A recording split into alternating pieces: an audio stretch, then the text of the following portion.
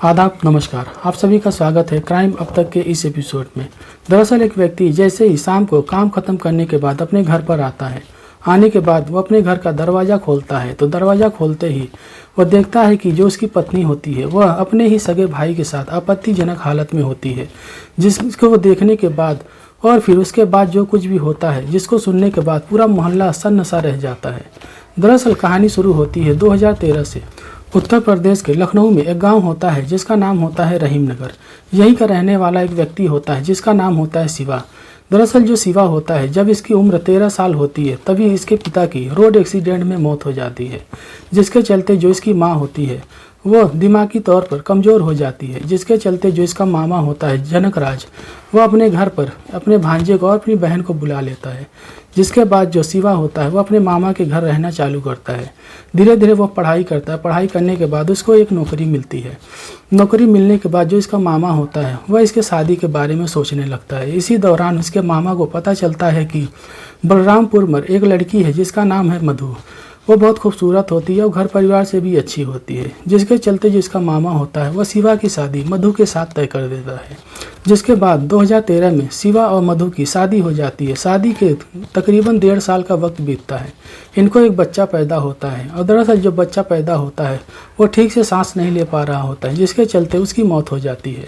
इसी दौरान तकरीबन 1 साल का और वक्त बीतता है और शिवा को एक दूसरा बच्चा भी पैदा होता है, जिसके चलते वह भी सांस लेने में कमज़ोर होता है, जिसके चलते उसकी भी मृत्यु हो जाती है। इसी दौरान जो शिवा होता है उसकी बीवी मधु होती है।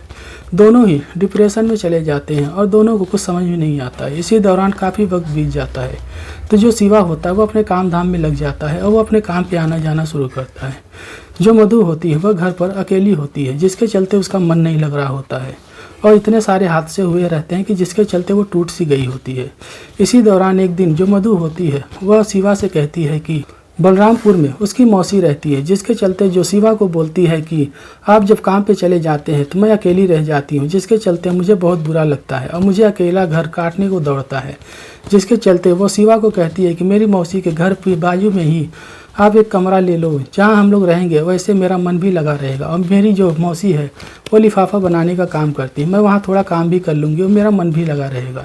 जिसके चलते जो शिवा होता है बलरामपुर में एक भाड़े का घर ढूंढता है। ढूंढने के बाद उसको एक भाड़े का घर मिलता है। मिलने के बाद जो शिवा होता है वह बलरामपुर में ही एक भाड़े का घर ले लेता है और लेने के बाद जो मधु होती है वह बलरामपुर शिफ्ट हो जाती है। जिसके चलते जो शिवा होता है वह सुबह काम पर जाता है और मधु घर पर अकेली होती है। इसी दौरान एक दिन उसके मौसी का लड़का आता है जिसका नाम होता है नीरज।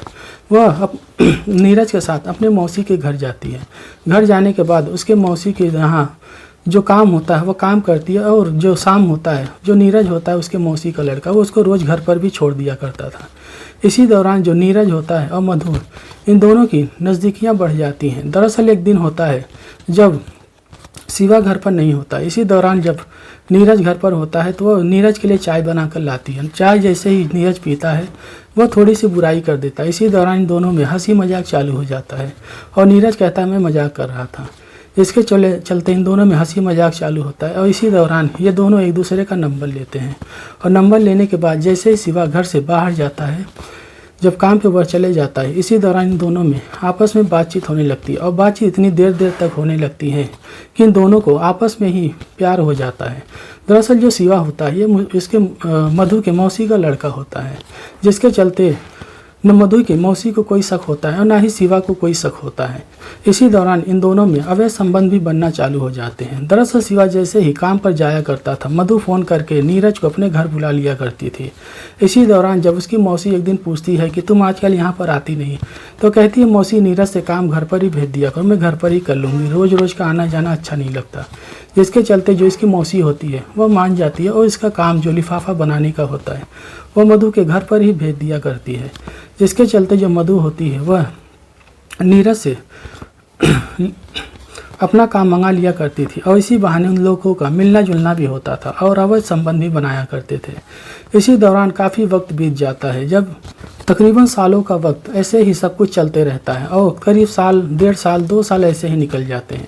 इसी दौरान जो नीरज होता है एक दिन उसको कंपनी में कुछ अर्जेंट काम होता है, जिसके चलते जो नीरज होता है कहता है कि मैं 2 दिन के लिए बाहर जा रहा हूँ और रात को भी नहीं आ पाऊँगा।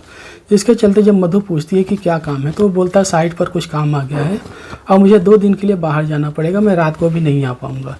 तो जिसके चलते जो मधु होती है वह जब शिवा घर से बाहर जाता है, इसी दौरान मधु नीरज को फ़ोन करती है और फ़ोन करने के बाद अपने घर पर बुला ले। इसी दौरान जब नीरज को पता चलता है कि शिवा 2 दिन के लिए घर से बाहर जा रहा है, तो जैसे खुशी के मारे उससे रहा ही नहीं जाता और वह दौड़ते भागते मधु के घर पहुंचता है। घर पहुंचने के बाद तकरीबन रात के 11 बज रहे होते हैं। इसी दौरान जो शिवा होता है वह दरअसल उसकी ट्रेन छूट जाती है और इसी दौरान जब ट्रेन छूटती है तो शिवा अपने घर के लिए वापस आता है और घर के लिए जब वापस आता है तो वो सोचता है कि मधु सो गई है और इसी चलते जो मास्टर की होता है उससे शिवा जो होता है घर का अपने दरवाज़ा खोलता है और दरवाज़ा खोलने के बाद जब वह हॉल में दाखिल होता है तो उसे समझ में आता है कि ये कैसी अजीब सी आवाज़ें आ रही हैं। ऐसी आवाज़ें जब हस्बैंड वाइफ हो या तब आती है या जब प्रेमी प्रेमिका साथ में हो तब आती हैं। इससे ये पता चल रहा था कि जैसे कोई आपत्तिजनक हालत में हो या कुछ आपत्तिजनक काम चल रहा हो, जिसके चलते जो शिवा होता है उसे शक होता है और वो अपने घर के बेडरूम की तरफ जाता है और बेडरूम की तरफ कान लगाकर सुनता है तो उसी कमरे से जो उसकी बीवी का कमरा होता है उसी में से ये आवाज़ें आ रही होती हैं। जिसके चलते शिवा जो गुस्से में होता है वह दरवाजे को ज़ोर से लात मारता है और लात मारने के बाद जो दरवाज़ा होता है वो टूट जाता है। वो शिवा जैसे ही अंदर जाता है वह देखता है कि जो उसकी बीवी मधु है और जो उसकी मौसी का लड़का है नीरज, वह दोनों आपत्तिजनक हालत में होते हैं।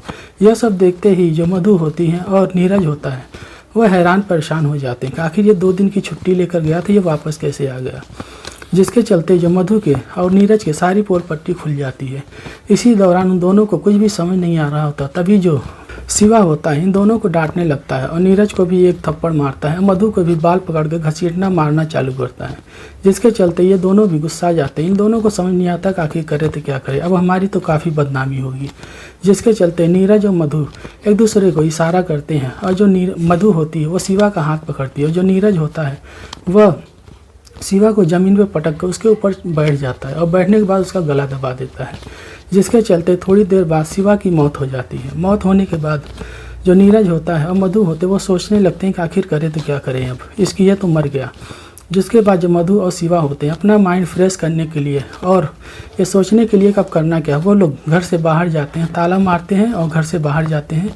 और बाहर जाने के बाद वह लोग एक होटल में बैठते हैं, खाना खाते हैं। खाना खाने के बाद वह लोग डिसाइड करते हैं कि इसकी लाश को ठिकाने लगाना पड़ेगा।